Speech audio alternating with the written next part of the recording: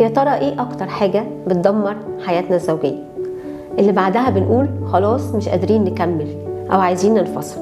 الحقيقة اكيد في اسباب كتير جدا للمشاكل الزوجية، لكن من المشاكل الشهيرة او اللي بتدمر حياتنا هي ان احنا بنلوم بعض وبننقد بعض.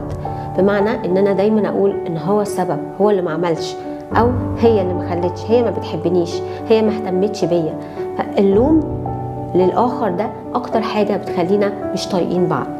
أنا ميري صبحي، مشيرة ومعالجة نفسية في مركز تميز للصحة النفسية. عايزين النهاردة نتعلم طريقة جديدة، بدل ما أقول اللي قدامي أنت السبب أو أنت السبب، نبدل كلمة أنت بأنا.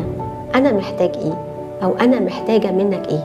موضوع الاهتمام ما بيطلبش، والحقيقة إن هو بيتطلب، لأن أنا لو ما قلتش اهتمامي وما قلتش احتياجي اللي قدامي مش هيقدر يفهمه، مش هيقدر يعرفه. فمحتاجين ان احنا نعبر عنه ونقوله علشان اللي قدامي يلبيه.